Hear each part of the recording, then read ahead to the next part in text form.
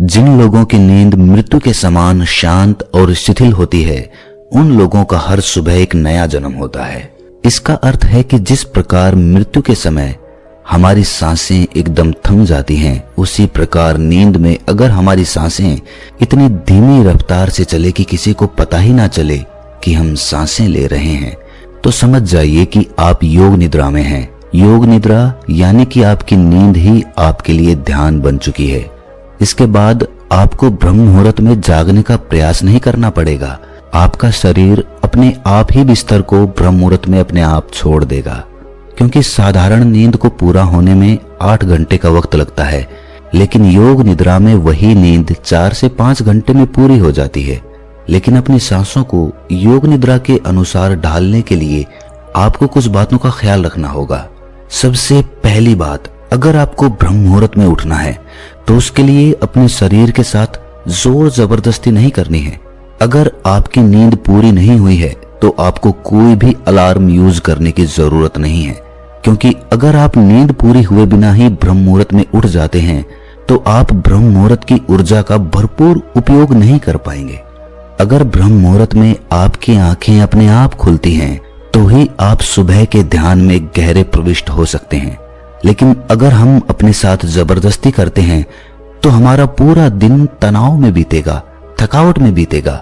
ब्रह्म मुहूर्त में जागने की तैयारी पिछली रात को की जाती है, तो वो तैयारी क्या है, चलिए एक एक करके जानते हैं। ध्यान से सुनिए। सबसे पहली बात, 9 बजे सोने की तैयारी कर लीजिए। ये समय निश्चित कर लीजिए कि आपको किसी भी हालत में 9 बजे अपने बिस्तर पर पहुंच जाना है और बिस्तर पर पहुंचकर शिथिल और शांत होकर सो जाना है। आपका दफ्तर दफ्तर में ही रह जाए, आपका व्यापार बाहर ही रह जाए। शयन कक्ष में आपके साथ कोई भी चीज या कोई भी विचार ऐसा ना आए जो आपको बाहर की तरफ लेकर जाए। कितना भी जरूरी काम क्यों ना हो, लेकिन एक गहरी नींद के मुकाबले कोई काम ज्यादा जरूरी नहीं होता। धन तो लोग कमा लेते हैं, लेकिन उस धन से एक रात की नींद भी नहीं खरीदी जा सकती। 9 बजे सोने की तैयारी 7 बजे ही शुरू हो जाती है। अगर आप सोचेंगे कि मैं 9 बजे सीधा बिस्तर पर जाकर गहरी नींद में चला जाऊंगा, तो ये आपका वहम है। गहरी नींद यानी कि योग निद्रा में जाने के लिए आपको सोने से पहले कुछ तैयारियां करनी होती है, और उन तैयारियों में तकरीबन 2 घंटे का वक्त लगता है। इसीलिए मैं कह रहा हूं कि 9 बजे सोने के लिए 7 बजे से तैयारी शुरू कर दो। सबसे पहले 7 बजे तक अपना रात्रि का भोजन समाप्त कर लो। आपने कभी ख्याल किया है कि खाना खाते ही हमें कुछ देर में नींद आने लगती है? ऐसा क्यों होता है? इसका जवाब है कि खाना पचाने के लिए हमारे शरीर को आराम चाहिए होता है। नींद का एक सबसे महत्वपूर्ण उद्देश्य होता है खाने को पचाना। पूरी रात हमारा पाचन तंत्र उस खाने को पचाने में लगा रहता है जो हम सोने से पहले खाते हैं। आप रात्रि का भोजन जितनी जल्दी करेंगे, खाना उतनी जल्दी पच जाएगा और आपकी नींद पूरी हो जाएगी। आयुर्वेद में रात्रि के भोजन के लिए जो समय निश्चित किया गया है वो सूरज छिपने से पहले का किया गया है, और रात्रि का भोजन जितना हल्का होगा, हमारा पाचन तंत्र अपना काम उतनी ही जल्दी पूरा करेगा।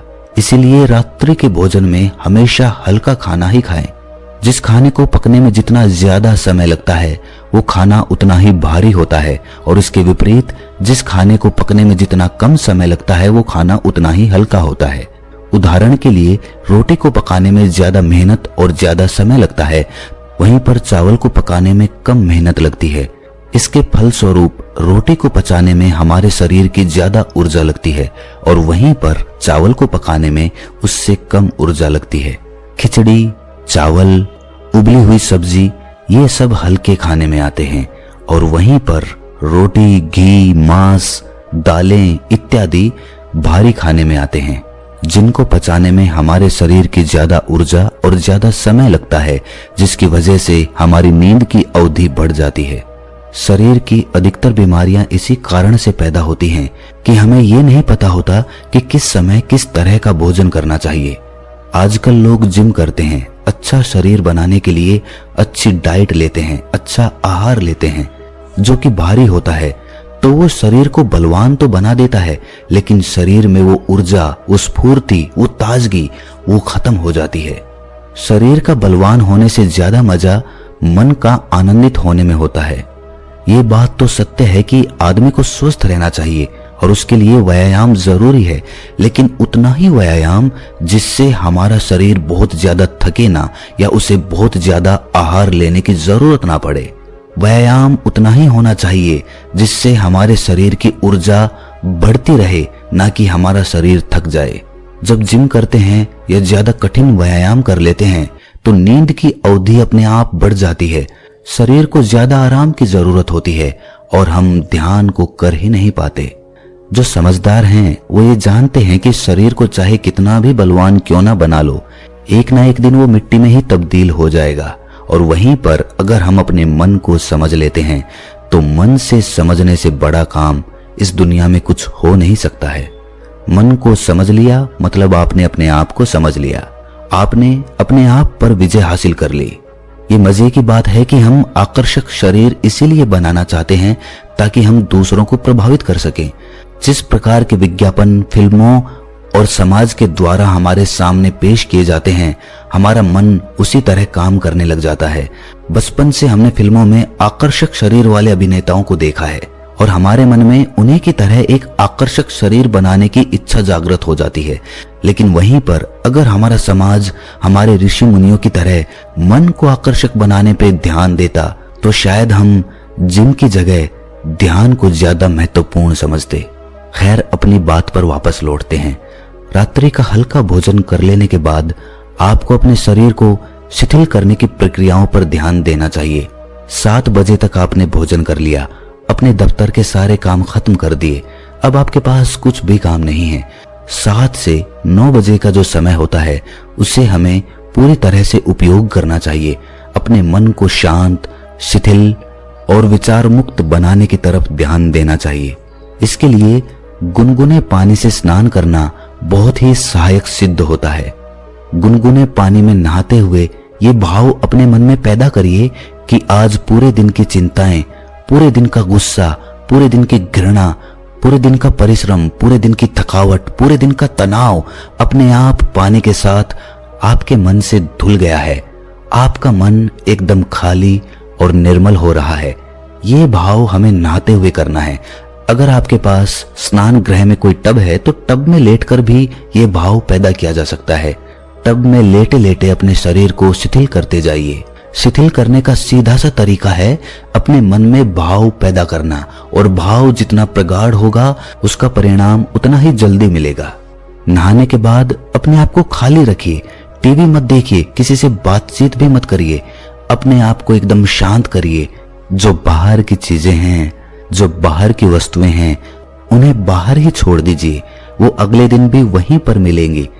अपने शयन कक्ष में किसी अच्छी सी सुगंध का प्रबंध करिए, जो भी सुगंध आपको पसंद हो।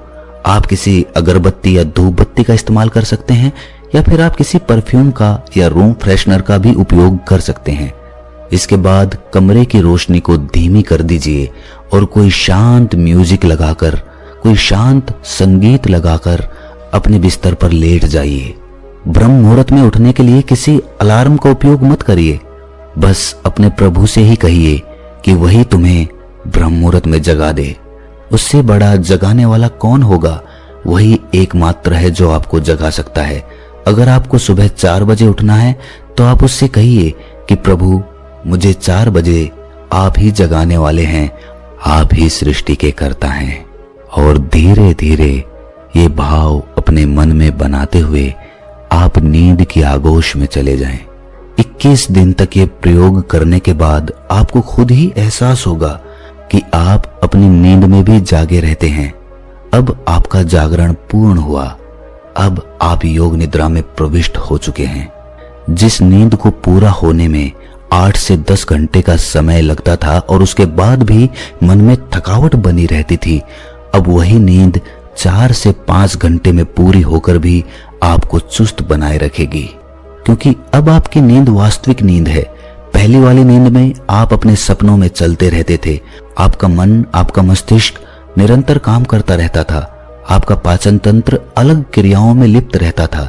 लेकिन अब ना तो आपके मन में कुछ विचार चलते हैं, ना आपको सपने आते हैं और ना ही आपके पाचन तंत्र पर उतना दबाव बना रहता है। और इसीलिए आपके शरीर की ऊर्जा, आपकी ताजगी सबको हैरान कर देगी। अब आप बिल्कुल भी नहीं थकेंगे, ना आपको आलस्य आएगा, ना आप तनाव में रहेंगे। पूरा दिन ताजगी से भरा हुआ, नएपन से भरा हुआ, हर काम में आनंद आने लगता है। योग निद्रा में पहुंचने के बाद आपका ध्यान करना भी सरल हो जाता है। आप बहुत जल्दी और बहुत गहरे ध्यान में प्रविष्ट हो पाते हैं। रात को योग निद्रा लेने के बाद ब्रह्म मुहूर्त का ध्यान सबसे ज्यादा लाभकारी होता है। इसीलिए ब्रह्म मुहूर्त में जागकर आधा या 1 घंटा ध्यान को जरूर देना।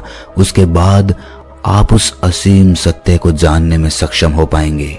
आप उस विराट को समझ पाएंगे। आप वो देख पाएंगे जो कण कण में बसा हुआ है और हम आज तक देख ही नहीं पाए। आप वो समझ पाएंगे जो सभी शास्त्रों और सभी वेदों का निचोड़ है, जो सभी ऋषि मुनियों की सीख है और जिस पर पूरा अध्यात्म टिका हुआ है। शास्त्र, वेद या ज्ञान कुछ याद करने की चीज नहीं होती है, ना ही रटने की होती है। वो तो अनुभूति करने की होती है। जब तक आप अनुभव नहीं करेंगे तब तक वो कचरा है, उसका कुछ उपयोग नहीं है। वो ज्ञान सिर्फ आपके मन पे एक भार बना देगा, एक दबाव, एक तनाव पैदा कर देगा। लेकिन जब आप उसे अनुभव कर लेंगे तो वही ज्ञान आपके लिए आनंद बन जाएगा। क्या नींद के बारे में अब भी आपके कोई सवाल हैं? अगर हाँ तो कमेंट सेक्शन में जरूर पूछिए, मैं उनका जवाब दूंगा। और अगर आपको ये वीडियो अच्छी लगी तो इस चैनल को सब्सक्राइब करके नोटिफिकेशन बेल को जरूर प्रेस कर देना, ताकि हम जो भी वीडियो डालें जो कि सभी ज्ञानवर्धक होती हैं वो आप तक पहुंच जाए और आपको नोटिफिकेशन पहुंच जाए। तो मिलते हैं किसी अगली कहानी में, तब तक के लिए अपना ख्याल